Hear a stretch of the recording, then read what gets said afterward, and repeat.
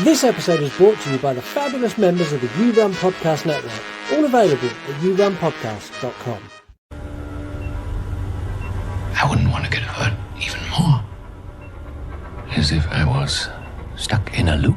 You want to die tonight?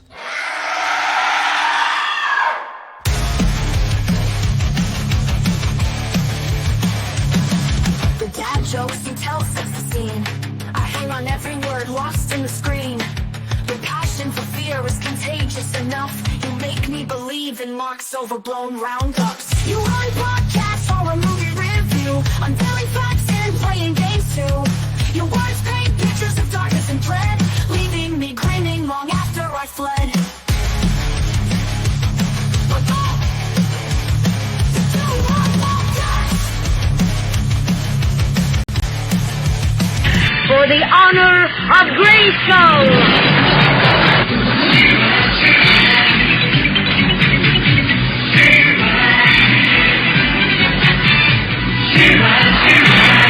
I am She-Ra. Hello and welcome to the You Run Podcast Horror Movie Review. My name is Scott. My name is Marc. And we are the first and the original interactive horror movie review show. And I really wanted to use that because I've been catching up on He-Man and She-Ra episodes and they're fucking awesome. I haven't seen He-Man, like any iteration or anything. I had like Castle Grayskull as a kid, like the toy, which was fucking mega. But I've never actually watched a single He-Man or She-Ra thing. I mean, even when it started playing, then I was like, I'm sure those two are connected in somewhere. Yeah, I've been Kevin Smith done one recently, eh? Yeah, it was. I understand why lots of people didn't like it. I enjoyed it, but yeah, I've been introducing Jack to the original He-Man and She-Ra, and we just got to the movie that they done, which is The Secret of the Sword, where they both come together. Fucking awesome! Like just reliving childhood nostalgia. Great. I do have the Master of the Universe with Dolph Lundgren as He-Man on tape, but I've not watched it. Oh man, well, should I? Go and watch, is that one good? Is that a good starting point for the He-Man sort of? No, that's a good ending point. right. Like, watch. I think there's like 4 series of the original He-Man. I think there's 4 of She-Ra. Watch those. Watch the movie where they come together. Then watch He-Man, Masters of the Universe, and then sit back and go, "Oh, it was all there for you. Why did you do that?" Yeah, I mean, there's that new one coming out, isn't there? But they've done that thing what they seem to keep doing in Hollywood at the moment, where every time they make a movie based on some sort of property, Mario, Sonic.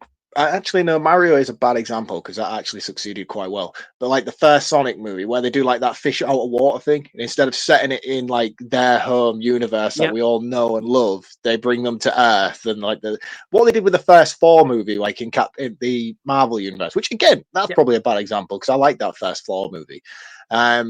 But yeah, they just like bring them to Earth and then they're the fish out of water and got to find their way and get back to their home place. And then we get like the last 10 minutes of the really, really cool stuff set in the actual like universe where they're from. Yeah, exactly what they done with Masters of the Universe. Took He-Man out of Eternia and plonked him in like New York City. It's like the fucking thing. It's just stupid. It's like we're 3 movies into the Sonic universe now, and we still haven't had like Green Hill Zone and shit like that. It's like, come on, guys. It's there for you. Do it. I think it's coming with that. Anyway, we digress. For some reason, we've had a spike in listeners over the last week, and the spike of listeners have all come from France. Oui. It'd be the Tash. Is that what it is? Yeah. Speaking of Tashes, man, your beard is getting extremely big. It's good, isn't it? No, it's pissing me right off, man. It looks like someone stuck your head on upside down. The reason I'm so pissed off about it is I've been trying to grow this mustache for like 3 months. You haven't shaved for 2 weeks, and you look like you've been in Jumanji for about a year.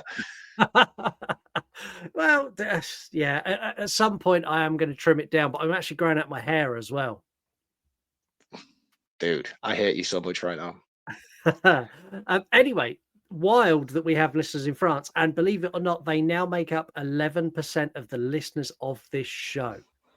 That's how big a listenership we picked up in France, which is wild. Yeah, it is wild. So to our listeners across the channel, bonjour à nous, auditeurs en France, which is How long did it take you to learn that? a long time. Hello to our listeners in France. Anyway, this is the show where you pick the movies that we review. You get involved and share opinions in voicemails and interactive features we run. This is also the show where we don't just play to the crowd and we tell you what we really think, whether that's popular or not, which again is a reason we have voicemails, because often we say things that aren't popular and people call us up to tell us that we're very wrong. We also play weekly games. We have regular guests. We do lots of other things, and yeah, it's all good fun. Now, if this sounds like your particular brand of Kool-Aid, make sure you go to yourunpodcast.com, where you'll find links to all of our social media, this show, our true crime show, our shop, all of the other members of the You Run Podcast Network as well. If you want to be involved in the movie picks, you have to follow us on Instagram, where we're at You Run Podcast. While you're there, drop Marc a follow on one of his incredible accounts too. There is VHS from the Crypt, where Marc shares his hoarding obsession with the world and makes you regret throwing away all your VHS types in the early 90s, like normal people did. There's also Reviews from the Crypt, where Marc brings you long-form reviews of both good and normally fucking shocking horror movies. What can I say? I have a niche. Go and check those out. If you want to get in touch, you can email us. It's yourunpodcast@gmail.com. Or if you want to leave us an audio DM, you can do that on Instagram or X or any of the other ones. And I'm also bringing back, if you want to message the show, but you're not on Instagram and you're not on X, go to TikTok and create a video and tag us. If you want to say something directly to us, create a video, tag us, and we'll drop the actual video into the episode as well. Now, is TikTok banned in America still? Are we back on as normal in there? Just pretending it didn't happen.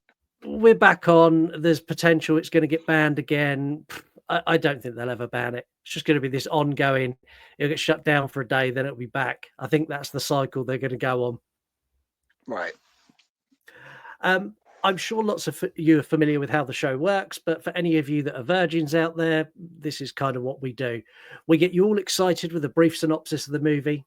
Then we get stuck in deep and sometimes hard to review a movie, sharing the best and worst bits we discovered on the film you chose us to watch.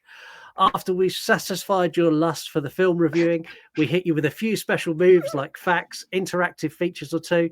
We check out our voicemails and play a game before finishing you off with roundups on our all-important scores. So lube up, relax, and get ready, because we're going in. I was in a weird mood when I wrote this week's episode. What the fuck, man? I don't know. I was in a strange place. Like I wrote this midweek at work. Yeah, incognito on the computer. Is that what was going on while you were thinking of this? Well, I'm home working, so I'm sat next to Lisa, and yeah, I don't know. Maybe I was looking at her, feeling all lustful when it just came out in the episode. Today we embark on a whole new adventure as we catch up with movies that we missed from the last couple of years, which is quite a few. These are movies that either failed to win polls or that me and Marc looked at and went, no, just no, we're going to miss that one. That being said, imagine your mum dies. Sad, really sad. Then you have to go live with your dad, his new wife, and a stepsister. And add to that fact that you're moving to a remote holiday resort in German Alps, run by the biggest weirdo in the world. Sounds terrible. This could be a movie all on its own. But I think we can do better. Throw in some crazy doctors, some strange bird analogies, and a monster that looks like Meryl Streep hiding herself away from the world at the end of Death Becomes Her, and you get today's movie. The hype for this movie was huge. And today, me and Marc are going to cut through the critical bullshit and just tell you exactly how it was as we look at 2024's Cuckoo. This movie got so much acclaim. And the reason I didn't watch it when it came out is the same reason I avoid every movie when it gets this kind of hype. Because it's so hyped. It's like, this is the scariest movie you'll ever see, a revolution in horror. And I don't watch movies when they do that, because 9 times out of 10 I watch it and go, meh. So I waited until the hype died down. I don't know whether to spoil kind of where I am on this now. I think we might as well, because this is going to be a bit of a heartbreaking episode for a lot of people, because this is a massively loved movie, and we've already spoke about this. We do not get it. I just don't understand the mass acclaim that this film's get. I never saw any of the sort of this is the scariest sort of movie, scariest horror movie. I don't think it ever got that reception, but people were just applauding it.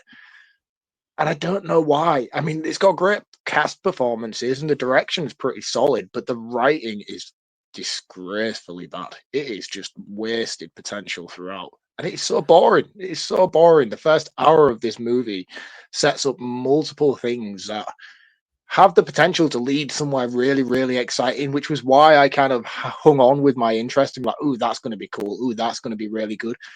And in all honesty, the payoff, it just doesn't ever come to fruition in this movie at all.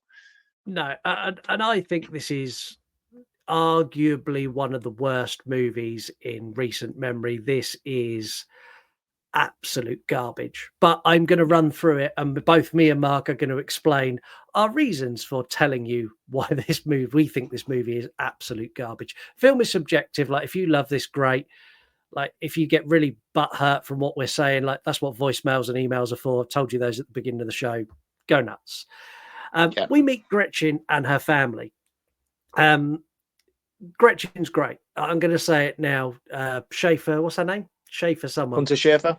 Hunter Schafer is phenomenal.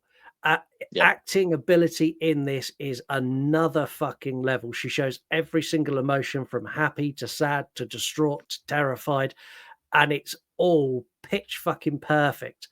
Her family around her are fucking dreadful. Her stepmom is the most wooden piece of shit I've ever seen in a movie. No, Gretchen. She's really, be really, nice. really bad. And I've seen her in something before as well. And it's like she plays like a really bimbo-y sort of like Asian side character in something like The Big Bang Theory or something like that, where do you know, like when you watch Scott Pilgrim versus the World, and he's like his Klingon girlfriend. I'm not just stereotyping because she's Asian too, but she plays a similar character like that in something else. And I can't for the life of me think what it is. And I just couldn't shake it the entire time I was watching this movie. I was like, oh, you're that character. But I can't pinpoint what it was. So if anybody knows what I'm referring to, let me know. Ring in and let us know for next week what it is. But I just couldn't shake it. And she's just so wooden throughout. Yeah, really would. And the dad's the same. The little girl who plays the sister, I think she's pretty good as a kid actor, but she's not the best. She's not up there with like the Sixth Sense kid and like Heather Rourke. No, God no. But she's passable. Now they're heading to this resort that the parents designed, and they're now designing another part in the German Alps. And we get sort of bits where Gretchen's sending voicemails to her mum who's died, calling her mum's phone, which I'll be honest, that's really we don't know she's died at the time though.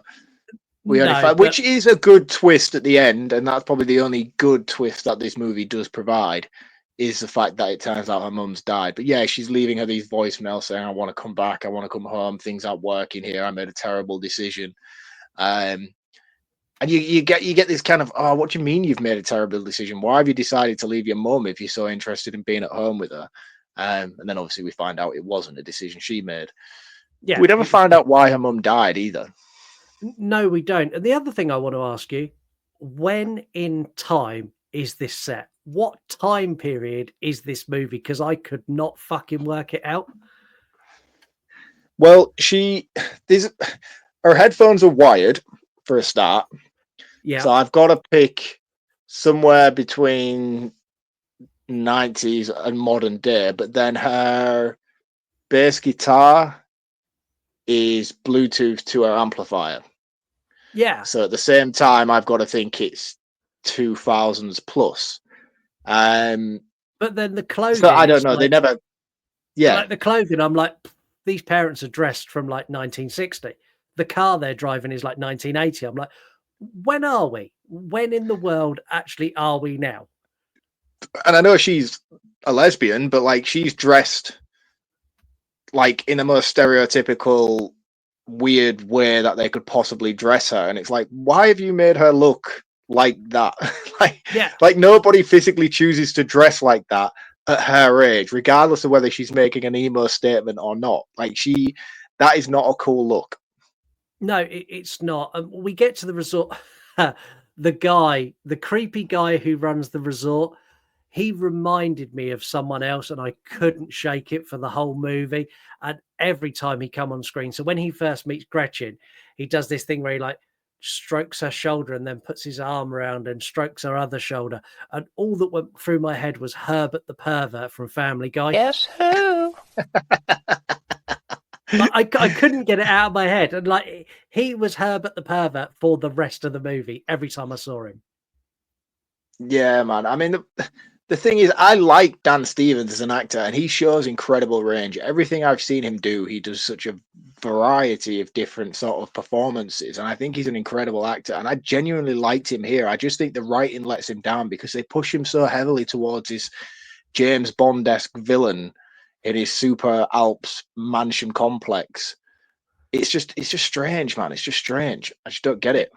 It's really strange. And we also get the introduction of other characters that are, for the most part, fucking irrelevant, like her neighbor, who's the doctor, who work like the bit where the guy who runs the resort's like, oh yes, this is the doctor, she's your neighbor, she runs a special genetics lab that deals with chemicals and other diseases in the hospital that is just down the road. I'm like, like, do you want to spell it out anymore? Maybe like put us a neon signpost that this woman's going to be important.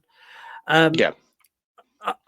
One thing I wanted to ask you, because I don't know. So the sister, they sign to the little girl because the little girl doesn't speak, but she's not deaf. She's definitely not deaf, but they sign to her. She's mute. Yeah. So why do they sign when she can hear what they're saying? I don't understand. Is that a thing? Or I think it's more just I think it's more just a thing of like, if you are mute, you can't speak, so you sign. And I think it's more just a case of people sign back to you because it's more. I'm not 100% sure, but I think I don't speak sign language. I can't. I would love to learn how to do it, and it was something I was going to try and do a few years back, but then never actually picked it up. But I would imagine more just because that's her way of communicating, that it would make sense for them to communicate back in a similar way. It's like just if somebody was bilingual and if they spoke, if I understood French and English, but then someone spoke to me in French, I wouldn't then speak back to them in English. I'd speak back to them in French. Yeah. And I think it's a similar sort of thing. They're speaking to her in sign language, so they're speaking back to her in sign language. But again, they do something later on in the movie where the little girl can speak because she phones the voicemail that she's been calling this whole time to speak to her mother and say, she's really missing you. Can you ring her back? And all the rest of it. And it's like, so you can talk, you can physically speak. Yeah. But then obviously it turns out she's one of these mermaid people. But like, then can the mermaid people speak? So why are they choosing not to? It's just so poorly written, man. Are they mermaids? I thought they were birds. Like we get. I don't know. Just like some weird little mermaid call, isn't it? That's kind of the way I took it. Yeah, I mean, I'm not being funny. We get like a 25-minute monologue where it explains that they are angry birds. I wasn't paying attention enough for that shit. He gets offered a job working at the resort in the reception.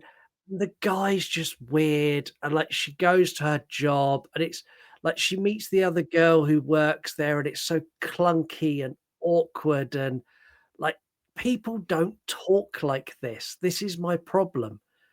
Like it's so like, have you lived here long? No, I have just moved in. Do you like it here? No, not really. It's literally delivered like that, and it pissed me off so bad.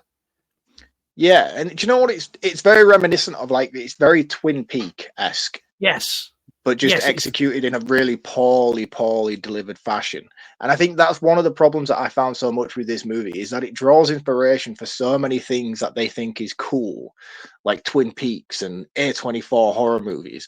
And it tries to replicate all these different elements, but it just never executes them properly enough to give a satisfying delivery. And it's like, I know what you're doing. I can see the vibe you're trying to deliver here, but you're not doing it right. And by not doing it right, you're compromising everything else that you're trying to interject here.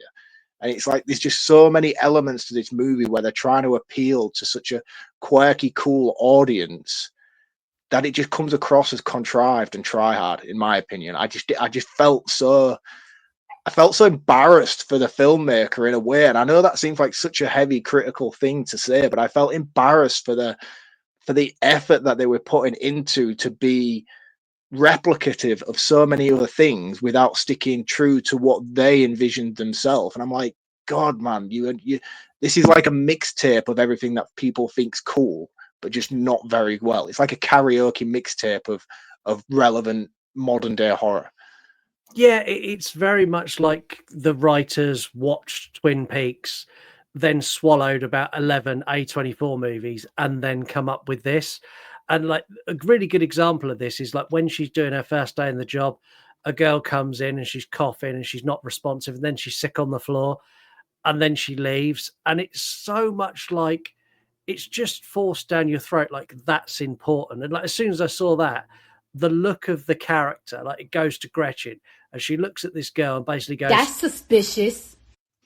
like it's that level of stupidness. And even in hindsight now, like the relevance of it as well, it's like, oh, we're going to shove down your throat that she's already been taken, and this is instant morning sickness that you're witnessing. It's like, fuck off, man. How try hard do you need to be? yeah, and like we get the bit where obviously Gretchen works the night shift, and she's not meant to work the night shift, and she calls, her boss calls to speak to the other girl, and the boss is like, don't leave. I'm going to come and lock up. And Gretchen's like, no, it's fine. It's cool. I'll lock up. So she locks up and she leaves. The boss arrives. Nothing was locked up. Like all the doors were open. Did she just get on her bike and leave? No, she did lock up. I saw the scene where she locked up. She locked up, got on her bike and left. And then the next scene, all the doors were open. But again, it never explained any of that shit. Never told us anything. She turned off all the lights. She locked all the doors. He pulls up 30 seconds later. All the doors are open. All the lights are on. Yeah, and like I just didn't get it. Like I'll be honest, I think it's a mistake that they're going to try and play off as contrived and planned, because there's no reason for anyone to be in there. There's no reason for anyone to break in or go there, and they don't make a big thing of it. Like he turns up and just goes in. Like he doesn't turn up and go, why the fuck have you left my hotel fully unlocked? Which is what I would do. I'd go mad. But then he plays his fucking Zelda whistle, and it's like, what? Why? What's with the Zelda whistle? Because it does nothing here in this instance. Well, it does. And then it calls her. Faces her on her bike. Oh yeah, she does. She stops, doesn't she? And I'll be honest, like this scene here, I think is really good. Like she gets on her bike and she's cycling down. You see an old woman, like literally in a trench coat with a pair of glasses, like walking. Then she's running by the side of her, and then the next thing she's fucking chasing her down. And this I liked, but creature design. There was a bit before. No, yeah, fucking hell, creature design just gracefully bad. There was a scene as a build up. I don't know if you saw it. I don't know how you watched this, whether you watched it on your computer or telly or whatever. But when I watched it, like the scene as she's first riding, you see it darting behind her in the woods. I know you see a very clear scene where it's running not just behind her, but alongside her through the woods. But really subtly, when it first starts off on the bike, you see it cross the road, and then it crosses back again, almost like a Scooby-Doo when it's zigzagging through the corridor kind of thing. And you see it sort of do that in the movement in the background. And I thought that was really cool. But at that point, I hadn't seen what the reveal was. And I was like, oh, that's fucking creepy, man. What the hell is hiding in this woods? And then out pops your nan. And I'm like, what the fuck is this? Like, for me, literally any other like half-assed practical effect of a creature design, be it a swamp monster, a werewolf, a dog, a cat, a fucking bird, like anything, but make it look like a creature. This is a woman in a full-length trench coat with big like 1960s stylish shades and a napkin tied around her neck. I'm like, what the fuck is this meant to be? That's not scary to me or anybody else, surely. No, not at all. I mean, the thing is, though, like the actual speed and agility and the presence that the character has is an intimidating one, but it's compromised so much by the character design overall. Yeah, it's just like it's a really athletic nan. That's all it Mm, is. I do like the fact where she gets to the hospital though, and she like tries to get in, and she ends up smacking her head. The yeah, practical that's cool. effects on her wound on her head are fantastic. Yeah, yeah, they're pretty cool. And I like that scene as well, where you know me, I've said this before. I love hospital scenes. I love Halloween 2, the whole hospital setting. I think it's the perfect horror movie setting is a hospital. And I loved when she finally arrived there and that sort of trapped and trying to get in. You get a Yeah. similar vibe from The Void. The Void's a really good one, Yes. for example, with the police station. That's a really cool thing. I would have loved this movie to just continue throughout as being a one night event and her just trapped in this hospital and this thing trying to get in, and more of them start coming. A little bit like Legions, where that happens over in Yeah. the diner. That's really cool, man. And again, yeah, all the time I'm watching this film, I'm just sat there thinking of better ways that this could be executed.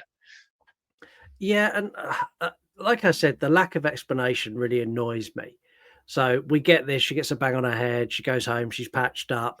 Her sister starts having seizures, and this is where, like, Gretchen's still working at the hotel, and she notices a guy sat out reading his newspaper, who later we find out is a detective, and she meets the French girl.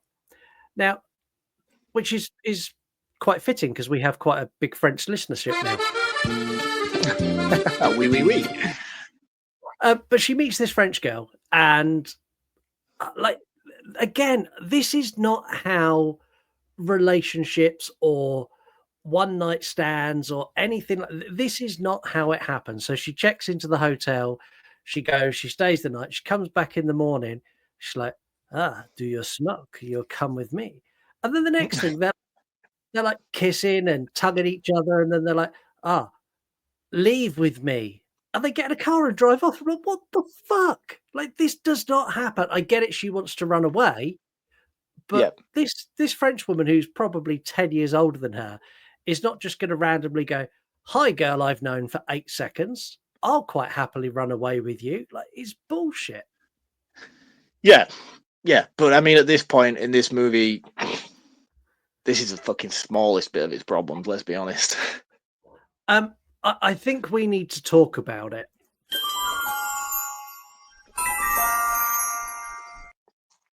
The time I love travel. that soundbite. It's awesome. The time travel element of this movie.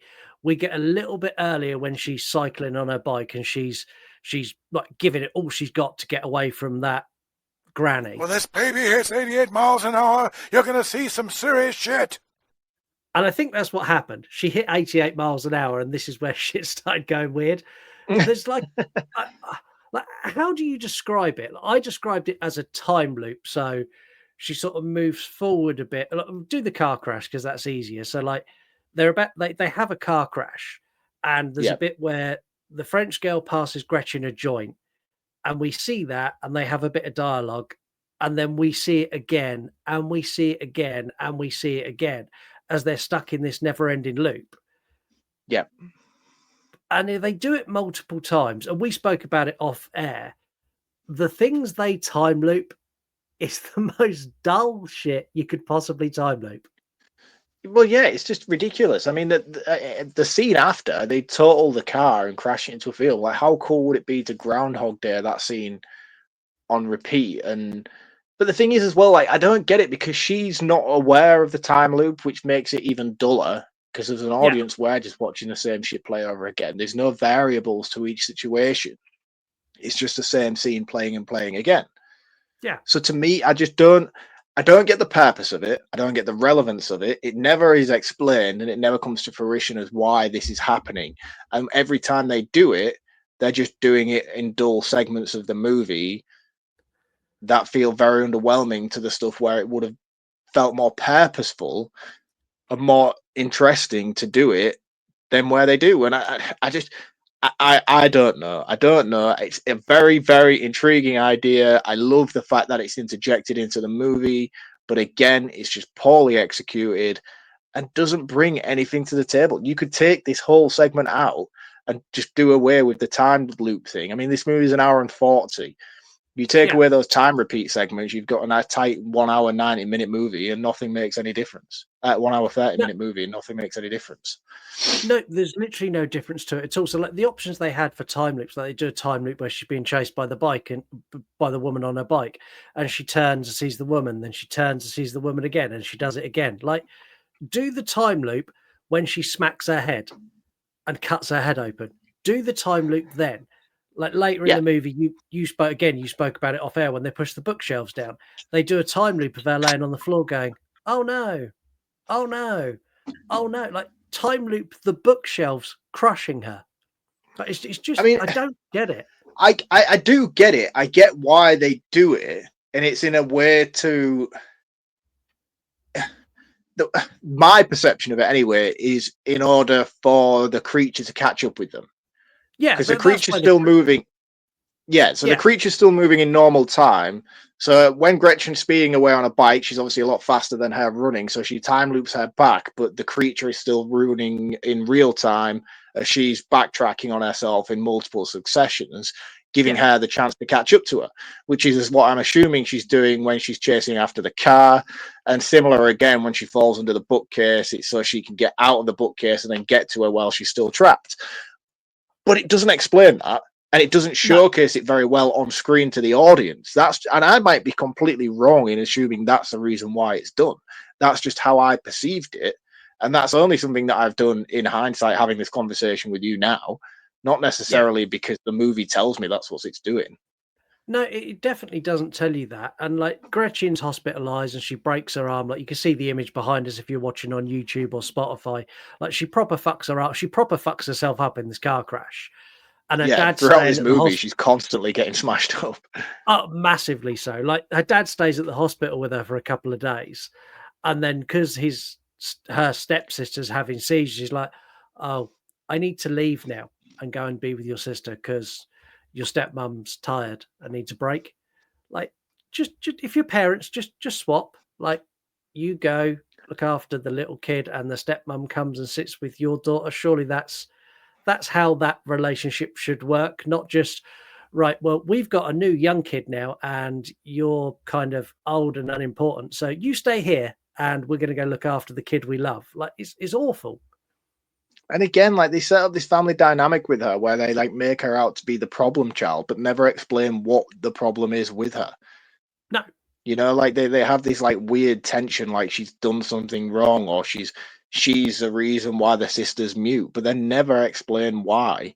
You know, there's this resentment there from the father, there's this resentment there from the stepmother towards her, but then it never explains it and it never divulges it to us, and we're just left there like, you're either just really bad people and really bad parents, or she's done something really horrific, which has made her be all emo and grungy inside herself. But there's something missing here to fill in the plot of this story. There's a massive chunk missing.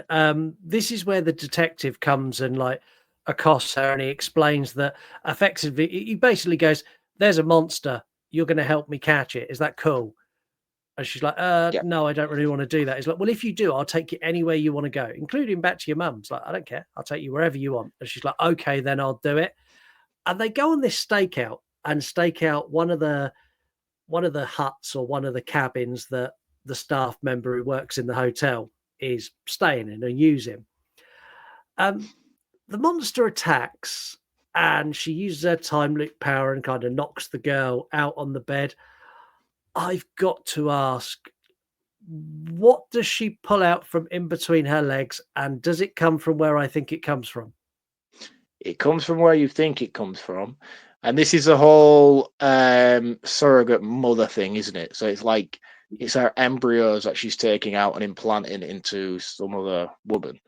So like, that's the whole thing at the end with like, it turns out that her sister is not actually her sister, and that the stepmom was just used as a surrogate to breed another one of these mermaid children. And that's the way they do it in order to keep these whole species alive, but like they never explain to us why the species themselves can't carry children, and why they don't just carry their own and bear their own children, and why they have to impregnate a human in order to carry on the lineage. Lineage. There we go. That's the one. Yeah. So like, I don't. Again, a very underdeveloped plot point that just makes no sense out of context. No. When this baby hits 88 miles an hour, you're gonna. I've done that one. Didn't mean to hit that one. I apologise. Gretchen confronts her parents, which like is the only logical thing that happens in this movie. She stands in front of her parents and in front of the guy who runs the complex, and basically goes, "This place is fucking weird. He's acting weird. You two are acting weird. My sister's acting weird. Like everything's really, really, really fucked up. Like what is going on? And how is this like, how are we going to sort this out?" Like, and it goes nowhere. It's a really good scene. And she's really good at like, she pinpoints like, this is what you're doing. And it's fucking odd. And it freaks me out. And I don't like it. And this is what you're doing. And it's wrong. And you fucking creepy man who owns the hotel, you're doing something dodgy. And literally after that scene, they're like, "Gretchen, go to your room." I'm like, oh. She does punch your dad out, which I thought was pretty cool. Yeah, right in the face. Down you go, prick. Yeah. But yeah, like after this, the movie takes a wild left turn. It's been really slow up until this point. And Gretchen goes for like a nap, and like she gets like the funny twittery noise, and she has a couple of little time loops playing her guitar. And then when she comes downstairs, everybody's gone. Her family's missing. The only person who's there is the guy who runs the complex. He's like, "Okay, you're going to leave now. So you're going to write a note to your parents to say you're leaving. We're going to go to my house. I'm going to get you some money and I'm going to drive you to the train station. You're going to fuck right off." Yeah. And she's like, "Yeah, okay." And then it becomes this weird, like, hostage movie. Like he takes her to his house and he leads her into this back room, drained swimming pool, gasses her, and then like chucks her on a bed. I'm like, what is this movie? It's like, but she's about to be inseminated, isn't she? She's about to be a bearer, and he's going to keep her there as his pet, so she can have another spawn of his creation. I got that part. That bit made sense to me, and that was where I was getting interested again. I was like, "Oh, this is right. Okay, cool. Now we're gonna isolate the situation. We're gonna get the movie that I want, which is her escape." Yeah, he gives a literally Bond villain level exposition of how these creatures are an endangered species, and they work the same as a cuckoo. They leave their eggs in other people's nests and let other people raise them, and then they come back and claim them when they're grown. Like it's it's like, "And this is my evil plan, and you'll never stop me." Yeah, and if I tell you, Mr. Bond, I'll have to kill you. Yeah, and then he does his Legend of Zelda flute trick. And this scene's cool, where you get the girl coming across the grass, and Gretchen's like jumping off the bed, breaks a bit of the bed to like stab it when it comes in, and it's getting closer. And then as she like gets ready, like she time loops, she's like, "Fuck, where's my bit of wood?" And then she jumps. No, but she doesn't though. She doesn't notice the bit of wood's missing. That's what I'm saying. It would have been cool had she have noticed. Had she have noticed that she was in a time slip, but she didn't. She just did the same thing again. She did the same thing again. She did the same thing again, and then eventually the creature came. I was counting the time loops, and I only counted a maximum of 3 every single time. It was always 3. I don't know if it had any relevance or not, but it was always 3, and then that was it. We got to play reality out.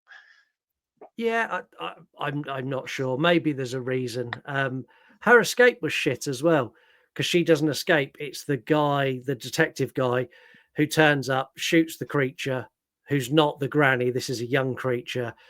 Shoots the scientist. That's his daughter. Oh, is it? Oh, I missed that completely. Yeah, that's his daughter. His wife was inseminated by the cult thing, and that was his daughter. But obviously, because he knows the situation, he's aware of what it is. He knows it's not actually his daughter. He's just been led to believe it's his daughter. He's birthed it, he's brought it up, only for it to then manifest into one of the creatures. And that's when I think he went down the rabbit hole, because he's not actually a police officer, even though he says he is at the beginning. He's not actually a police officer. I think he just uses that to get in on the situation. That's his kid. or his kid, if you will, Yeah. air quotes. Okay, I missed that completely, and again, But you probably should do because though. it's You should have missed that because he guns her down and has no impact or emotional ramifications to him whatsoever. And I get they're trying to showcase that he separated himself from that being the daughter that he's brought up. But if you've brought something up for the best part of 18 years, you do yeah. not just gun it down in cold blood and have not even a sweat thinking about it. No, it's just bizarre, and like so. This leads to them going to the hospital because they've worked out that her sister's one and her sister's in, or no, they've not worked out her sister's one. They've worked out like her sister's in danger because she's at the hospital having a sleep study. And like all of this is just awful. Like they escape, they get to the hospital, and this is where the detective's basically like, well, actually, your sister's one, and I'm going to kill your sister. And she's like, no, no, no, you can't, and stabs him. Yeah. And like she tries to save her sister while being chased by the monster. And the monster obviously wants to reclaim her sister because that's her offspring. And she's Yes. threatening her sister with the knife. And her sister like turns around like, the fuck are you doing? And then runs away. And that I thought was really cool. Like her sister's oblivious to what's going on. Like, why is my sister holding me at knife point to keep a strange old lady away from me? That was cool. The confusion cool. in that child. Yeah, and the apology she has to make to her later on, that again is very cool. But one thing that pisses me off about this is biology. Let's just talk about biology for a little moment.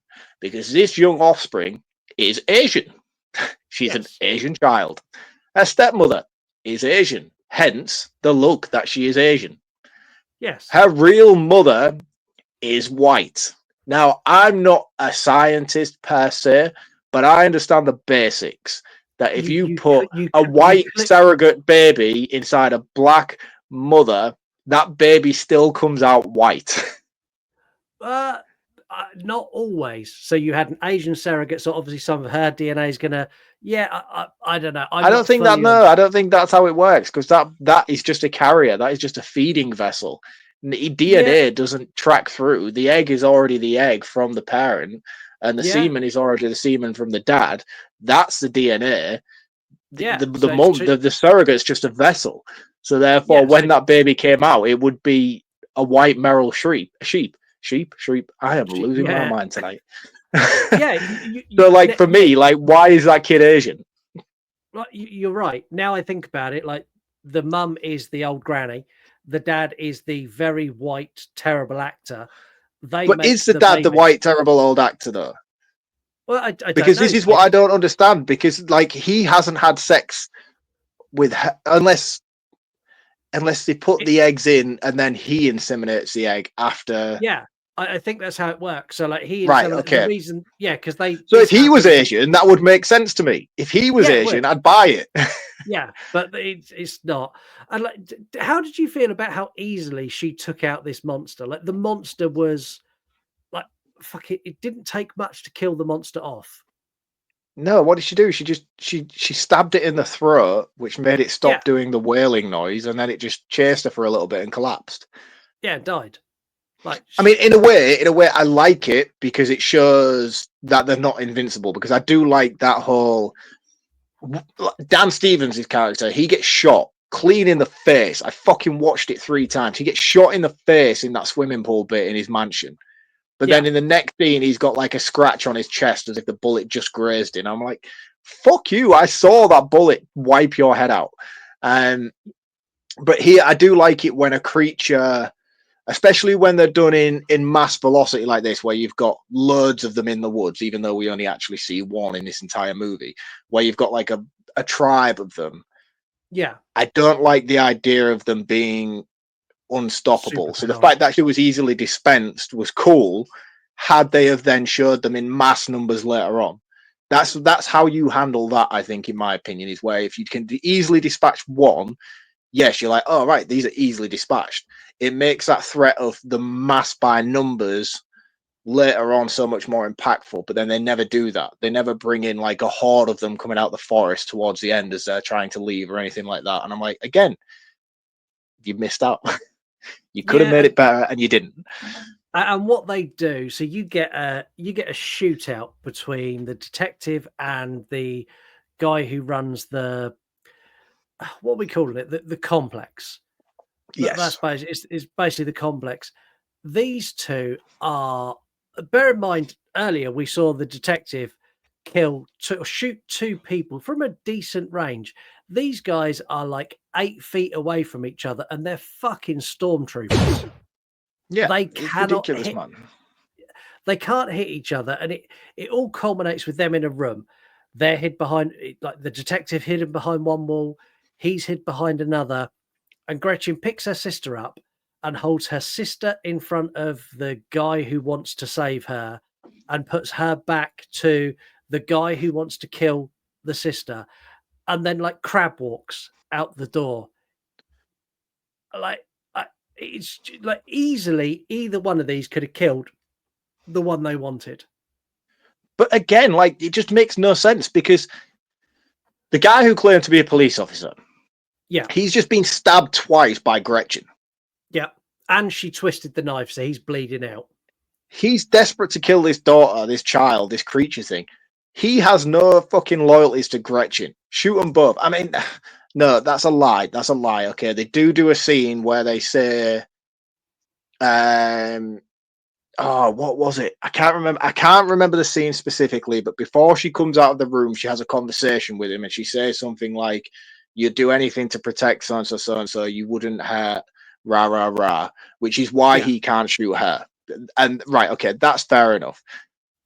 But still, he could have just killed her if he needed to, just to win his cause. Like, he's dying, he's on his way out. He could have just been like, "Fuck you, I don't care about you enough. Bang, kill the kid. And if you die in the process, no skin off my nose." Yes, so be it. And I think that would have worked better. And I don't understand why they didn't go down that route.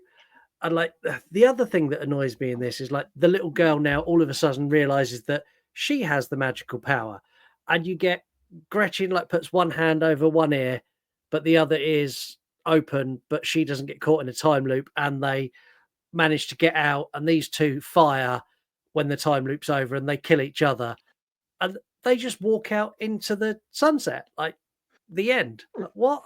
Yeah, I mean, there's problems before that, though. I mean, we get no explanation as to why Dan Stevens has just turned around and decided to just fucking obliterate all his nurses and destroy his whole complex over one little incident. He starts burning all his fucking research. He starts lighting fires and taking out his whole complex, killing all his staff members, like he's on some last-ditch fucking sail into the sunset sort of hurrah. And it's like, why? Why are you doing this over a tiny little glitch? This makes no sense to me, that you're willing to just nuclear bomb, set a fucking timer countdown as if to say, like, right, you have 5 minutes to evacuate the building before we all die. It makes no sense as to why he would do that. Again, I know you mentioned she had one hand over her ear. She does do that quite frequently throughout this film, but it is actually in this final scene where the sister puts both hands over her ears before she does it, which is, again, cool. But still, I shouldn't be justifying why this movie has cool scenes and why it's logical, because it's not throughout at any point. So I don't mean to come at you for that scene in particular. But what I will say is there is one final sequence that really, really, really cool that I really liked and was the best part in the film, is as they go to leave the complex, Gretchen pushes the door and she thinks it's locked. Yeah. It's a double door, and she pushes the door and she thinks it's locked, and she's about to turn around as if to go back in and go get the key for the door from Dan Stevens. And then her sister just pushes the door next to it. Like, it's one door's locked, one door's open. And I really like that. I thought that, like, it's like, that's the kind of humor you should have been injecting throughout this movie, but you don't. And again, it's just fucking wasted potential, man. And I feel really bad for destroying this movie, because I know so many people love it, but I just don't get why, man. I don't get why it is so heavily flawed, and not even on like it's not heavily flawed on a way where you're just nitpicking. We're not nitpicking here. This is glaringly obvious poor choices in the writing department and in the movie making aspect of the entire production, that I'm watching this and I'm looking at the Rotten Tomato scores, and I'm seeing critical reviews of the film, and I'm like, how much have you been paid to just write down on the internet what you've just put? Because I don't see what you're seeing at any point throughout this film. No, and I'm exactly the same. Is that a good place to take a break? I think so. I'm done with Cuckoo now. Okay. Well, before we take a break, Shit!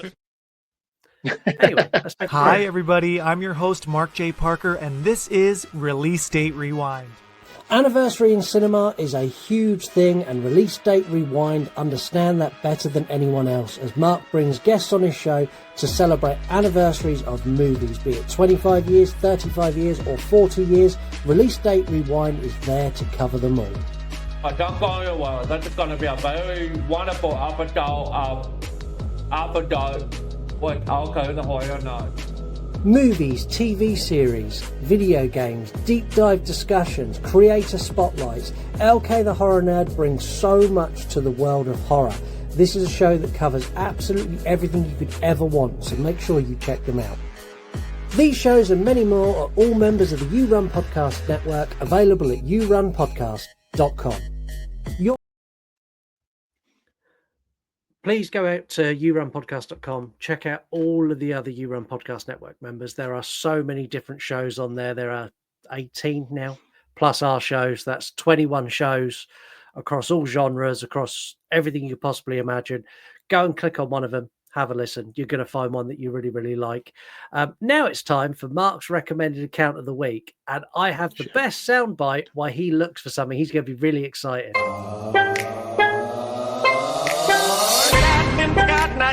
I've been married long Whoa, this remix there. I like it.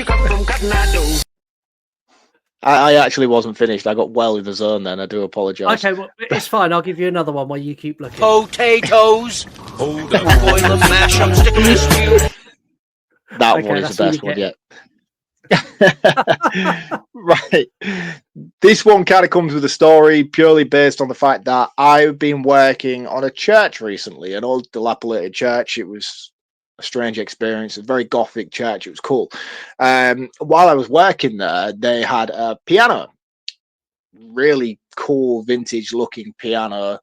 And I was saying to the guys, oh, that's fucking brilliant. It's like, oh, no, we don't use that. Like, we got a new one for the church and stuff. Like, do you want it?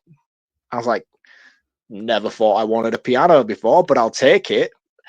Just for those of you who ever think of getting a piano, pianos are fucking heavy.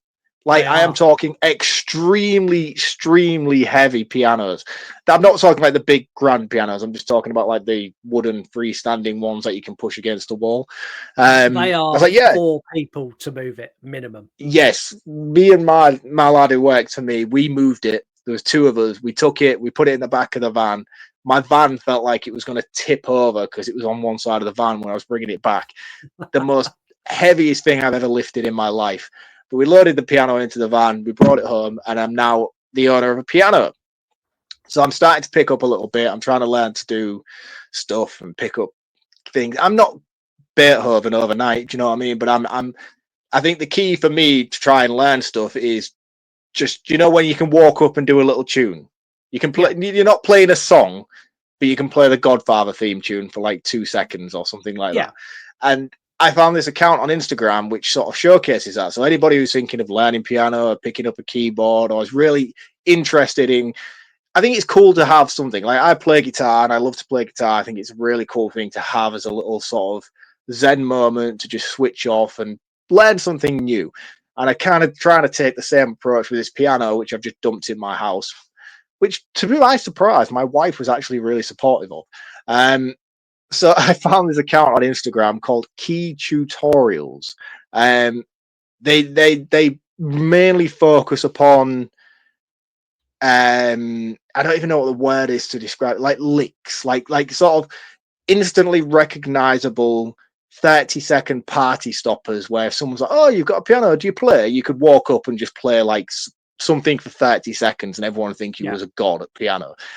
This is that account to follow if you want to learn to do that kind of stuff. And it's Key Tutorials on Instagram. Go check them out. Give them a like. Give them a follow. Let them know your podcast know you sent it there. But again, I don't know. I might not continue on down this path. I have a very big piano now sitting in my house that I'm probably going to have to pursue because I don't know how else I would dispose of it, and I do not want to have to lift it out again. But you have children. Children can now do piano lessons. That's where that goes. Oh, dude, do you know what the biggest God blessing of this piano is? It's got like the flap down lid with a lock and a key. Oh, amazing. Oh, mate. Honestly, when I brought it in the first day, the instant fucking regret was like, what have I done? Because my kids are going like, slamming all the keys down. I'm like, no, don't do that, please. That's not good. So thankfully I can lock it, and then I do let them play it. I let them fuck about and prat about with the keys and stuff, you know, but like, yeah, thankfully it has a lock and a key, and I can switch it off at the wall when I need to. That's cool. I really like that. Really like that. Facts. There are next to no facts for this, probably because people couldn't be bothered to go and find them. The name of the film alludes to the cuckoo bird, some of which are brood parasites. So basically what they do is they lay their eggs in other birds' nests, wait till the children have hatched, and then they come back and they collect them after they've been raised, which is exactly what the monster in this movie does. When this movie was first released, they released four separate posters, and many people thought this was a 4-part saga. Thankfully, it was a one and done. And that is literally it that I could find, apart from box office. So this cost them $7 million to make. I don't know how, but it did. How much money do you think it made in its box office, with all these critical, great reviews, in its box office release globally? What did it make back? I mean, it's not fucking Marvel level territory, but I do know that this did get a good reception from hipsters. I'm going to refer to hipsters. Yep, you hipsters, you're going to be a big point in my roundup later on. I think it made its money back. I would be surprised if it didn't, based on the traction it's received online and stuff. I'm probably going to say maybe 18 million. Yeah, this made 6.6 million. So it lost money. It lost money against its actual cost, but that doesn't include any of its marketing costs either. So this lost a ton of money. From what I've read, they've managed to recoup a lot of that with deals with streaming services and other things, but this was a flop. Yeah, I mean, I've seen online people talking about it like it's cult status. This is not a cult status movie. And the fact that that word's been thrown around so fucking loosely pisses me off. You know, you can't just call a shit movie that hipsters are into because they think it's cool to like it cult. Like, you have to earn cult status, and this is not one of them. No, like From Dusk Till Dawn, that is a cult classic. Pulp Fiction, that is a cult classic. Like, you can't then go, Cuckoo is a cult classic, because Cuckoo is crap. And I don't understand, like, even user reviews, not just critical reviews. That's what got me. Because normally you'll get a movie where the critics go, this is the best thing we've ever seen. It's so deep and meaningful, and we absolutely love it. So you all should too. Thank you, studio, for our £200 and all our merchandise. And then normally the public get on there and go, this is dog shit, don't watch it. But with this movie, all the public have got on there and gone, it's so deep and meaningful. This is wonderful. Like, the double meaning with the bird and the creature. I'm like, oh, what? But that just shows where we are as a society with horror movies. You know, we've been injected with impactful movies from A24 that actually do have that purpose and do have that that well-deserved reception of people being like, wow, the undertones and the meanings that come from this film are just mind-blowing. Yes, because they're there and they're important.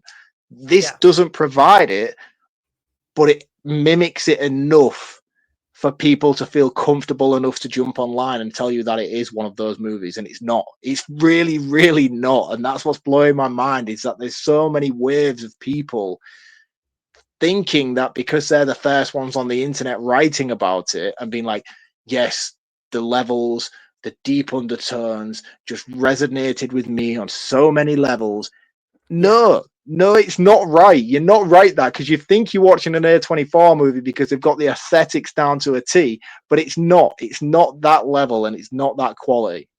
No, I agree. We have voicemails this week. Been a couple of weeks since we haven't had them because we were recording in advance. But hey, we've got some now. These date back a little while, so yeah, you'll work them out. Okay, guys, you definitely earned a message from me. You can put this on your next episode. I don't care what you do with it. Listen to it on repeat, whatever. So, listening to your Red Dragon episode. Is it Red Dragon? Yeah. Never seen the movie. Edward Norton can definitely get it. He could definitely get it back then. Super hot. Loved him in American History X. Unrelated to the horror podcast. Anyhow, I was listening to, of course, the segment where you do the call-ins. And I had almost forgot I fucking called in because mom brain. And maybe I did say pretentious and used it the wrong way. My fucking bad. I'm not a scholar, okay? Maybe I used it in the wrong context. Maybe I meant asshole. I think that's probably what I meant. You know that I can't remember that you had a pup, Mark, that passed away. I am sorry. I am definitely not making fun of that. I'm not a fucking biatch. I'm not that cruel. But R.I.P. to Puppers. He's gone to dog heaven. And I really did not remember 100%. And Scott, also, I was not like coming at your fucking dog. I'm literally just saying like, you have a small dog that's the size of a cat. So whatever. And cats are self-sufficient, Mark, because they use a litter box and you don't have to train them. Yes, I understand sometimes they can walk on your shit. But not all cats do that. I've had cats and they didn't walk on my counters and shit. Like, seriously. Yes, it wasn't like I was watching them all night long to see if they were, but like, no. I had good kitty cats.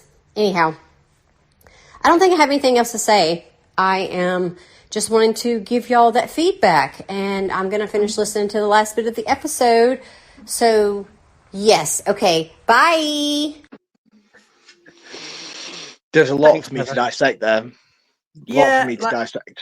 My dog was a he, not a he. He was a she. Heather, I thought we were friends. I thought you knew me. I thought we were close. This was a traumatic time in my life, and you weren't there for me. And that shows now more than ever. That's harsh. That's harsh. Heather loves you, you know it.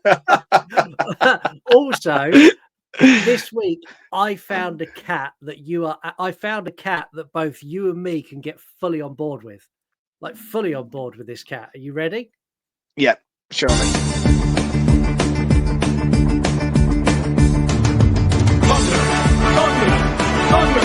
Thundercats! Oh! That is the only cat. Again, no, man, that's very coincidental that we've done that on the same episode because Thundercats was not my thing either. Same with He-Man. I never watched Thundercats. Oh man, what is wrong with you? Like I watched Street Sharks. Street Sharks, that was cool as shit. That was like an animal thing. Where it was like biker mice from Mars. Bang, yeah, boom. I forget you're so much younger than me because like that's the shit my little sister was watching. And I'm like, what's this shit? You need to watch Thundercats and He-Man, you loser. I'm watching shit like do you remember the Jackie Chan TV show cartoon? Where I had to like get the medallions and stuff. Oh, that was the shit. And there was one that was like The Mummy, not like it. It's not the same as the Mummy TV show, but there was this one where like these mummies from the museum came to life. It's kind of like a little bit of a rip-off of Gargoyles, but the mummies came to life, and then like the mummies were like they had like various things and various get-ups and various like fucking Egyptian shit. But they were like, yeah. They were like defenders of the night. That was a cool show. I can't remember for the life of me what the name of that TV show was, but there was a TV show where mummies were like superheroes, and it was fucking awesome. And I used to love it. I had action figures of it and everything, but I don't know what it was called. And I'd love to go back and revisit it. So if anybody knows what I'm talking about, please let me know. No one knows what you're talking about. Anyway, there will be people who aren't as old as you will know and will tell me what I'm talking about. All of those people in their 30s, let me know what I'm talking about. Oh, that hurts. It hurts a lot. Mac, I love you and hate you both equally today. I love Red Dragon. I always have. I thought I've not seen Manhunt. Maybe I have. I've messaged you to figure that out. You would know if you had. But my love for this film was immense. Now, you may want to go back and rewatch or watch Manhunt for the first time potentially, and potentially ruin my love for this movie. So I love you for the fact that I now know I need to go watch Manhunt, which was on my list, but I hate you for the fact you're potentially spoiling this great movie for me. Anyway, keep it up. Laters. I'm sorry. Yeah, man. Yeah, exactly that. Sorry, Dave. I don't mean to ruin anything for anybody when I do this podcast. That's not my intention. And for those of you specifically tonight who love Cuckoo, I don't mean to come at you. I just give an authentic opinion of what my thoughts and feelings are regarding a movie. And I'm on the same wave as you, Dave. I used to love Red Dragon. As I said on that episode, if you go back a year ago, before I even discovered Manhunter and before I read the book, I would have told you Red Dragon was better than Silence of the Lambs and better than Hannibal. Like, I loved that movie. I thought it was the best thing ever. Then I discovered the other stuff. I discovered Manhunter. I discovered Red Dragon. And I realized that it's a very subpar adaptation, not only of the book, but then the adaptation that came before it was so much better than what they did 10 years later. So I don't mean to take that away from you, but trust me when I say this. Take my advice. Watch Manhunter. In fact, don't watch Manhunter first. Go and read the book, because the book is the best iteration. The book is what is the pinnacle of the storytelling. So if you read the book and then you go and watch Manhunter, you will appreciate how great that adaptation of the source material is and how much of a good movie that is. And then after you've done both of those things, then go and revisit Red Dragon and tell me that I'm wrong.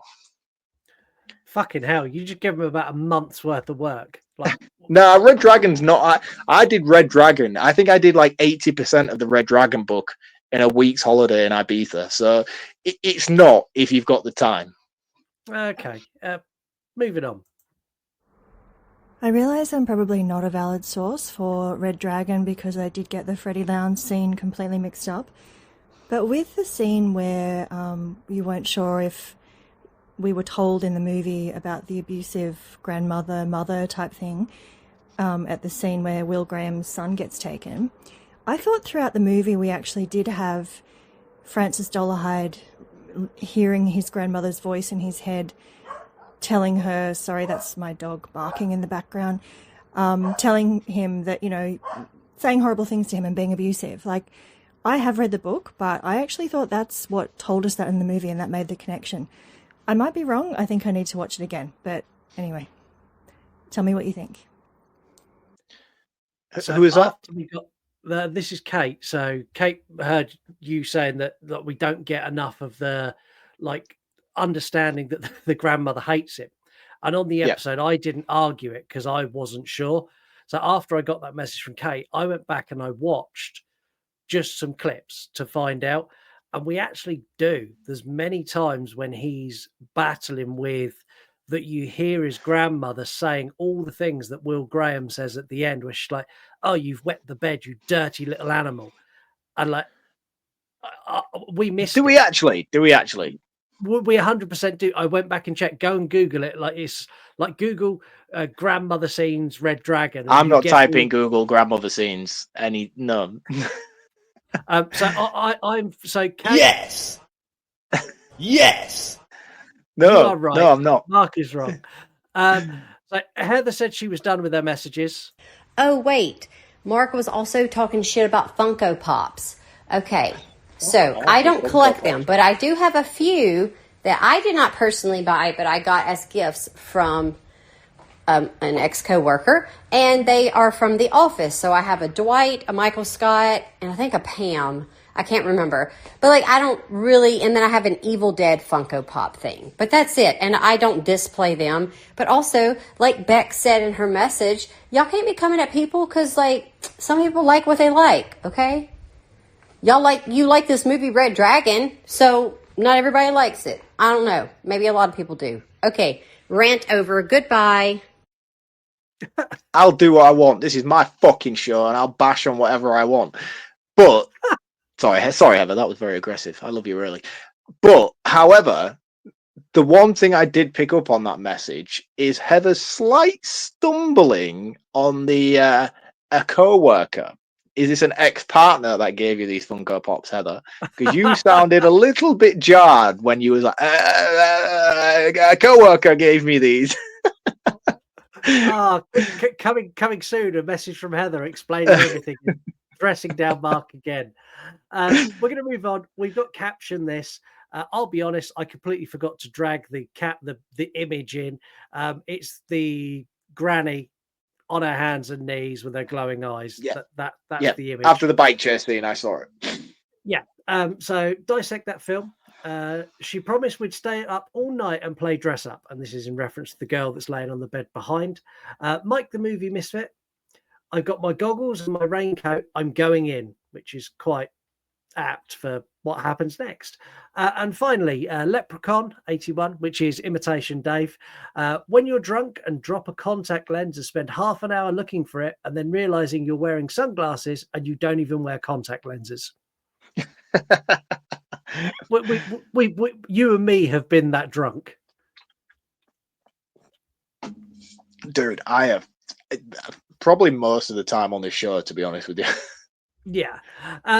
Right. So we've had some real lackluster games, and I apologize. Like, creating games is one of the hardest things to do on this show.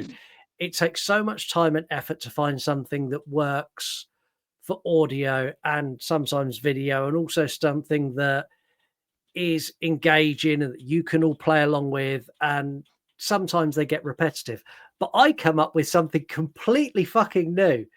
It's called Guess the Character. It's really simple. So Mark's going to get a timer of 60 seconds. And in those 60 seconds, he can ask me any yes-no question he wants. He can ask me, was this character popular in the 80s? Are they popular now? Did their movie come out in the 90s? Do they have a weapon? Are they a human? Are they a dog? Like, whatever he wants for 60 seconds. Yep. He can also guess during those 60 seconds as to what this character or who this character could be. At the end of the 60 seconds, when his timer is up, he gets one last guess to see if it's right. But in those 60 seconds, if I get it right, do you tell me that I'm right? Yes, I do. Yeah. If you get it right in the 60 so it's like seconds, that. It's that game where you stick the name on your head, but we can't do that because we're looking at each other. Yeah, exactly that. So you get 60 seconds. So I'm going to start your timer, and then you can start firing away questions. I have a character from a horror movie in my head. Your timer starts now. Is he a slasher? Yes, but not a he. I've given you Stop two. killing time. Do you say yes or no? Yes, not a he, though. Yeah, but that would be maybe my next question. Is she human? No. Is she a ghost? No. Is she a zombie? No. Is she a vampire? No. What the fuck? Is she... So she's not a ghost, she's not a human, she's not a vampire. Is she a dinosaur? Is she a dog? Is she a creature? No to all of the three. What the fuck? I don't know. Is it Cruella de Vil? It's not. It was Megan. Ah, dude, I don't live in the technology era. You know that. So this is a really good game because now you can think of a character and we're going to do exactly the same and I'm going to play. So tell me when you've got your character and I'll start my timer. I've got my character. Okay, here we go. Is it Michael Myers? I would love to say yes, but the answer is no. Did their films come out in the 80s? No. In the 90s? Yes. Is it a slasher? Yes. Is it... Does the slasher wear a mask? No. Is it a male? Yes. Do they wear a raincoat? No. Do they have a hook? Yes. Is it Ben Willis from I Know What You Did Last Summer? I just said he doesn't wear a raincoat. Oh, fuck. Fuck. Do they live on Cabrini Green? Yes. Is it Candyman? It is. Yes. You literally was like, does he have a raincoat? I was like, oh, he's obviously thinking, I Know What You Did Last Summer. My answer was no. It's a difficult game, man. It's a difficult game. I want to go again. Go again. You want to do one more? Okay, let me think of another one. Right, let me think of. We'll do one more each, and then this could be a reoccurring game because I quite like this. Yeah, I like this. This is cool. Right, go on. Go again. Right, okay. Let me think of something. Okay. Is it he or she, or they or them? It's yes, no questions. All right. Is it he? Yes. Is it a slasher? Yes. Does he wear mechanical overalls? Yes. Is it Michael no. Myers? No, sorry, What? he doesn't wear mechanical. He wears overalls of a sort, but they're not mechanical ones. Right. Okay. It's Jason Voorhees. No. Fuck off. Does he wear a glove? No. Oh, is it Art the Clown? No. Fuck. What's his? Oh, you can't even tell me what his weapon of choice is. Does he have a chainsaw? No. Why am I so bad at this game? Do you want to take a final guess? Yes, I do. Overalls, male. Why am I looking at all my VHS collection thinking somebody have overalls? I don't know, dude. That was hard. I don't know. It was Chucky, and they weren't overalls. They were dungarees. They were kind of overalls. Man. You can't answer incorrectly to a question. They're not overalls. The dungarees. There's a difference. There's a specification issue here. I got tangled. Right, go on. We'll do one more. So you think of one, and we'll go again. And I hope everyone's playing along at home and hasn't just switched off. Yeah, I've got it. Okay. Did their movie come out in the 90s? One of them will have definitely done. So they've got many movies. Yes. Are they male? It's hard to say. Is it Pinhead? No. See how quick I'm answering these questions compared to you. Yeah. Are they is it a slasher? No, I wouldn't consider it to be. Is it paranormal? Nope. Is it a monster movie? Yes, in a sense. Is it a vampire? Nope. Is it a werewolf? Nope. Is it a zombie? Nope. Do they have special powers? Not in time. No. You can't consider that special powers. No.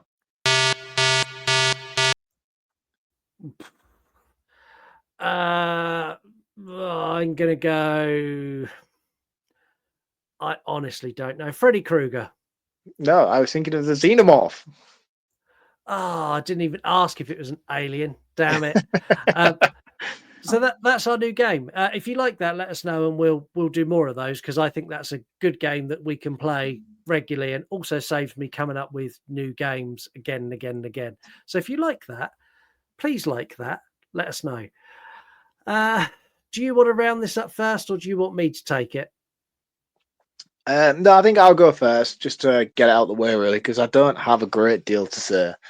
I say this and then I'll talk for 10 minutes. No, I don't have a great deal to say, so I'll round up first, if that's all right.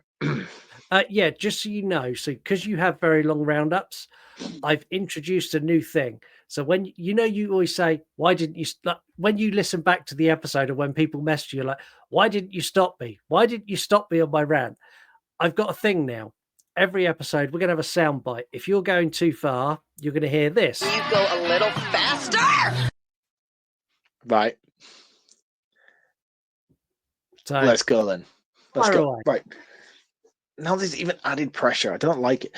Right. No. Now I feel like now I feel like I have a personal timer against what I'm saying, and like I'm on a budget of what I can do. Like I'm. No, you're not. But like what you do with your roundups is you round it up. You go, are you about to give it a score, and then something else pops in your head, and you go again. So Right. Okay. Yeah. So you're just going to cut me off at the point where I need to shut up. I get it. It's not like a timer constricted. No. It's just where I'm circling and just talking shit. You're like, that's enough now. Just wind it in. Yeah, and people love your long roundups. Like they really do. And on next week's episode, you'll find out just how much they love your long roundups. Right. No. Okay. Right. So for me, I think Hunter Schafer is fucking brilliant. Fantastic actress. She does a phenomenal job in this movie. I think Dan Stevens is fantastic as well.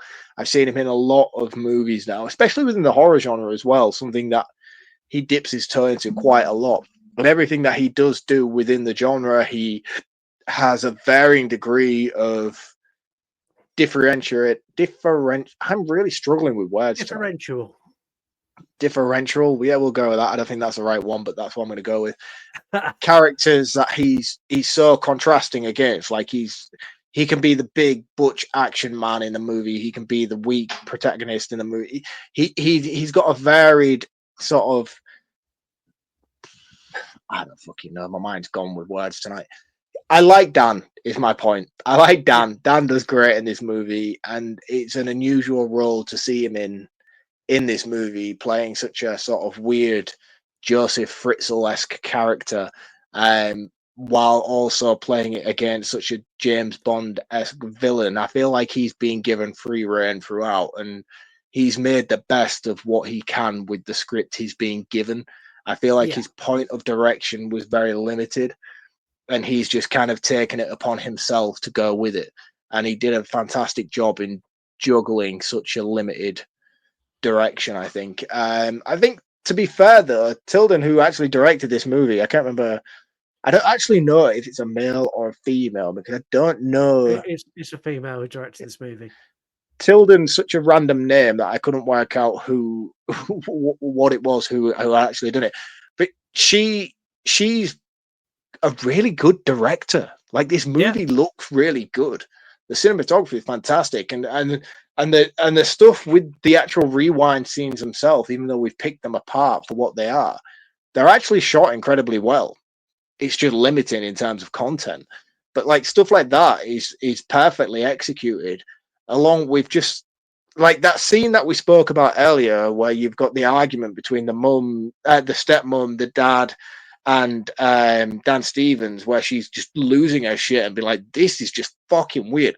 That scene is incredibly directed. Like, it's such a cool scene. But she chose to write this movie herself. And I think fair play to her for giving it the go. But there's so many lacking elements throughout her script that I feel like a second scan over from somebody else or a co-writer would have probably amplified this movie to what so many people are calling it to be as it is at the moment, which is cult status, the best thing that's come out of 2024. It had that potential, and that's what's disappointing about this movie overall. It's like, it did have it, but her script alone is what compromised so many of those elements that we would have been sat here right now saying, yes, this was brilliant, that was brilliant, that was so well done.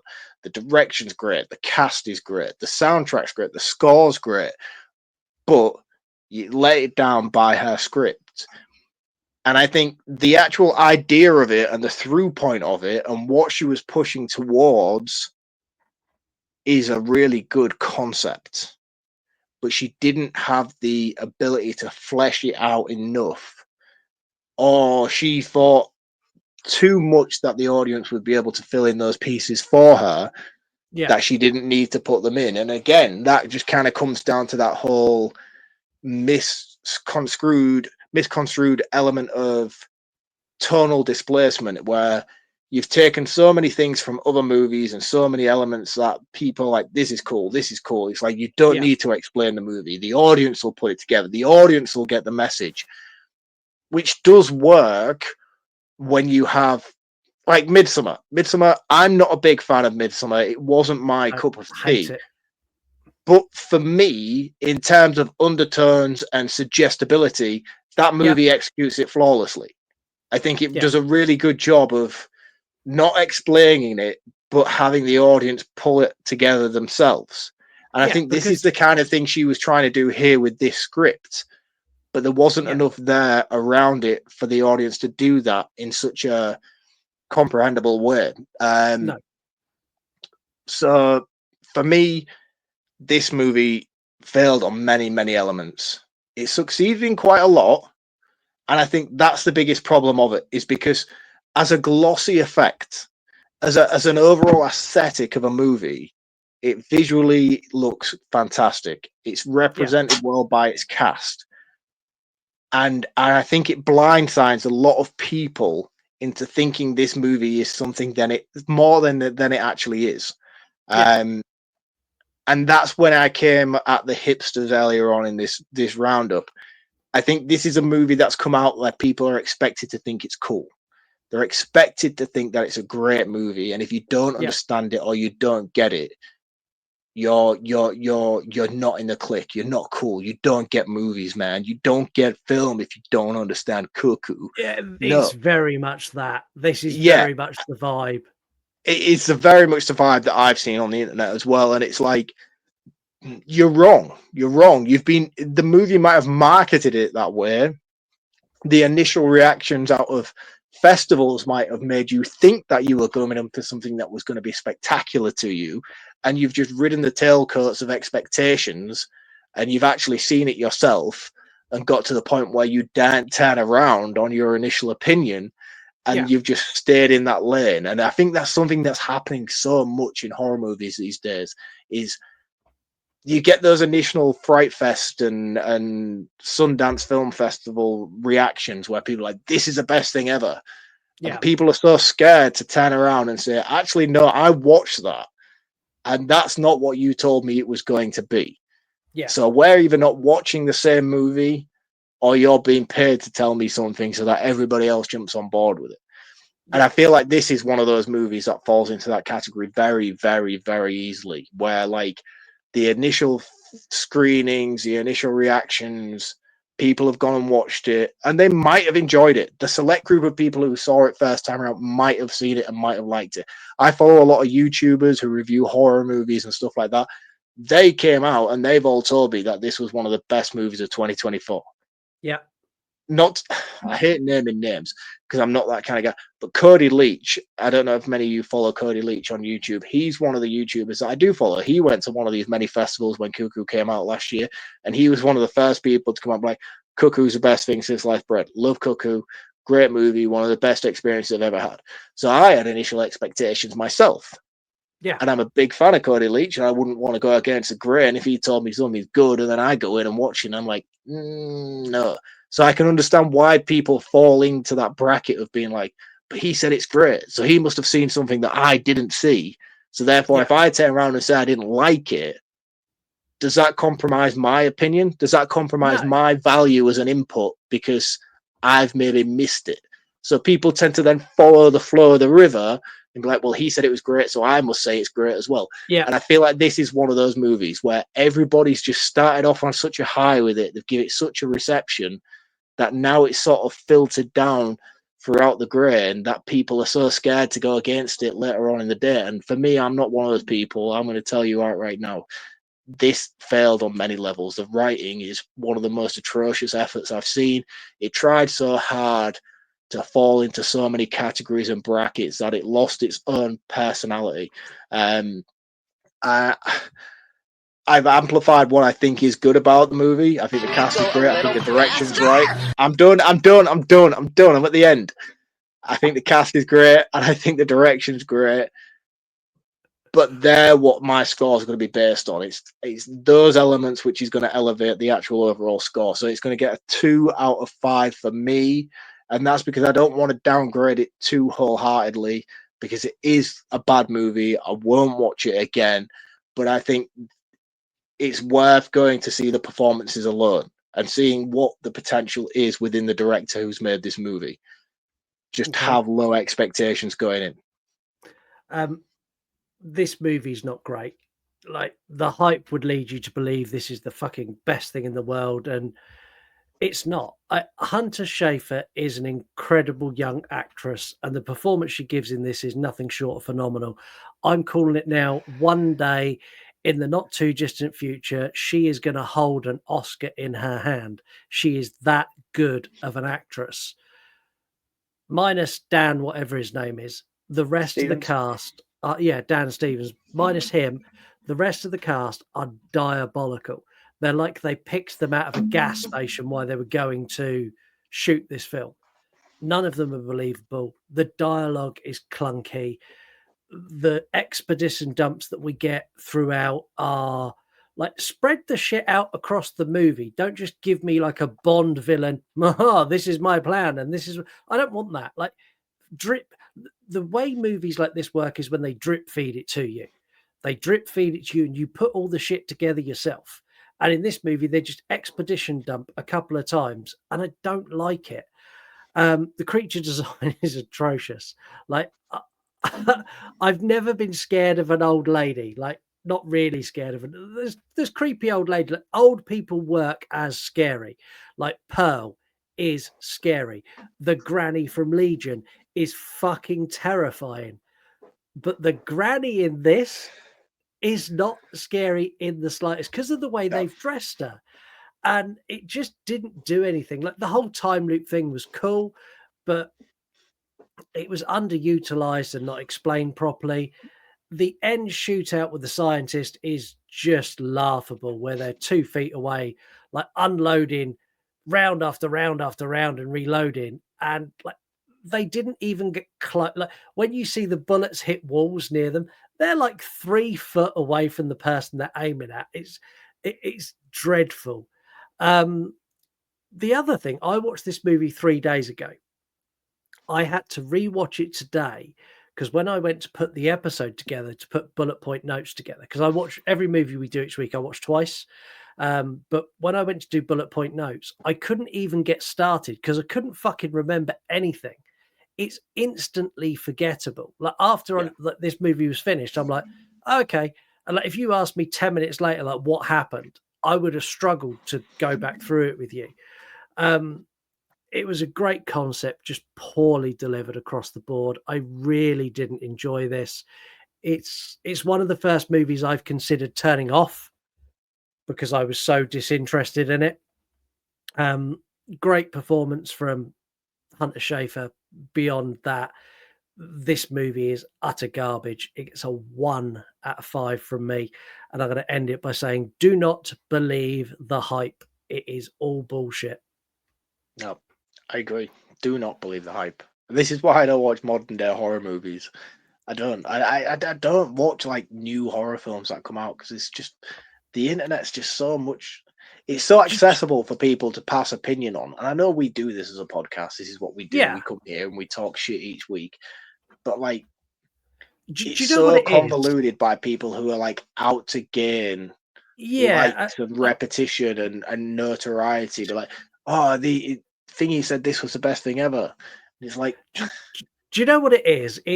I'm going to use a bird analogy because this movie used a shit bird analogy. So I'm going to use a shit bird analogy. I'm going to use the mockingbird. You get the first mockingbird, which are the giant creators who get sent to the film premieres and the screenings and the film festivals, and they get shitload of free merch and they get bought drinks and they get all these special treats, and they come out and go, that was amazing. This movie is great. It's 5 stars. Then all of the creators who are a little bit less following than them go, everyone's liked it. I don't want to go against the grain because if I do, these creators have the potential to come at me. So I'm going to do the same. And then the next tier down, do the same, and so on and so on and so on. It's only when you get to the creators that are mine and your size who actually watch the movie and go, what the fuck are you idiots on about? And this problem. It's this mockingbird. He made that noise. I'll make that noise because his video got shitloads of views. I want mine to get loads of views. Whereas exactly that. Whereas you and me are at the point where we're like, I don't care if I get views. I don't care like how many people listen, but I'm going to stay genuine to what I have to say, and people can like it or lump it. But the thing is, like, how damaging is that as an overall sort of digestible fucking intake for people? You know, like, how bad is that? Like, I've always said, I don't like Roger Corman. I don't like Roger Corman. I think his opinions are bullshit.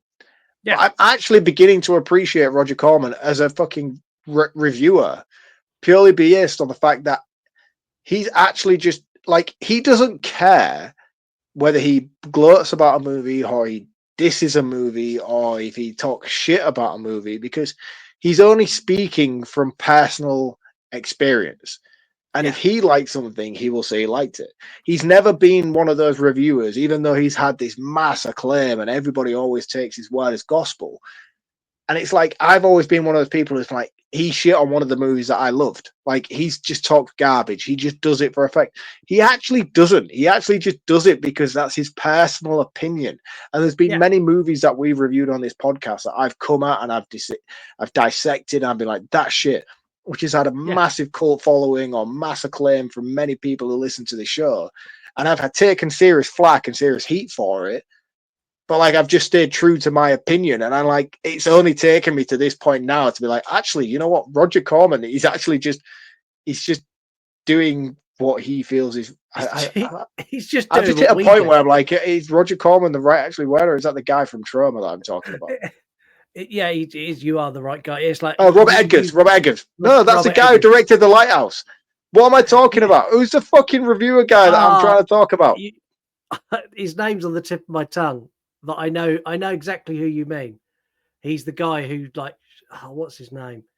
It's gonna bug me. We have Google available. You Google while I start doing roundups. I can't be asked, to be honest with you, mate. I don't know. Everybody else knows what we're talking about anyway. Yeah, call in. But yeah, it turns out he's the good guy, and so are we. We are back next week with a very special episode, as this show becomes 200 episodes old. Expect games, expect callbacks to the entire run of the You Run podcast. So if you've heard something that's not on going this to end show, well for me, is it? No, they're not all bad callbacks, but like, we're going to bring back some old features. We're going to play some old games. Like, we're going to bring back some old stuff that's happened before. And we're reviewing a movie that, embarrassingly, off the air, I said to Mark, I fucking hate this movie. I hope it doesn't win the poll. Turned out I've never seen it, which, take my horror card now. I was so ashamed when I put it on and went, I haven't seen this. Oh, okay, this is all new. We're reviewing the classic movie that every horror fan across the world has seen, apart from me, The Return of the Living Dead. Gold. Absolute gold. What an episode next week's going to be. I'm not a fan of zombie movies. I'm saving my opinions till next week. I want to say a huge thank you to everyone who does listen, everyone who does interact. Like, episode 200 is a big milestone for us, and yeah, it's going to be a very interesting, very cool episode. And if you've listened from the very beginning, there's going to, like, from the very, very beginning, I'm talking to you, Dave, talking to you, Skelly, and a couple of others.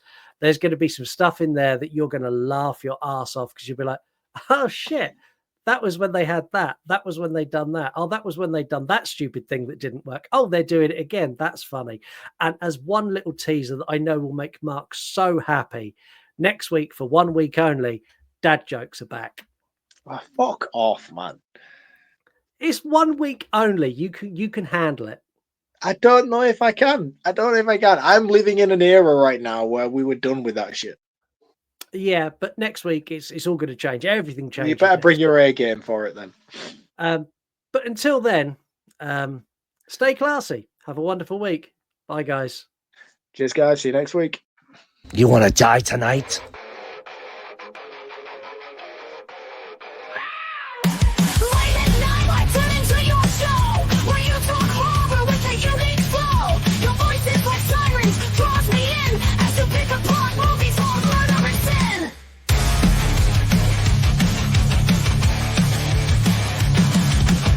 jokes you tell sets the scene. I hang on every word lost in the screen.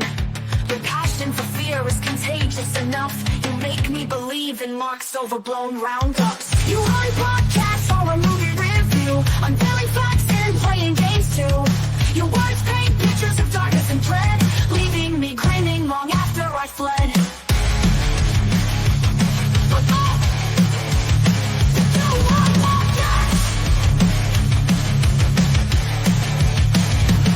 You run podcasts or a movie review, unveiling facts and playing games too. Your words paint pictures of darkness and dread, leaving me grinning long after I fled. Thank you for taking us on this chilling ride, when nightmares roll free and comedy collide. With your podcast we laugh and cringe, but your content is so good we can't help but binge. You run podcasts. You run podcasts. It's shit!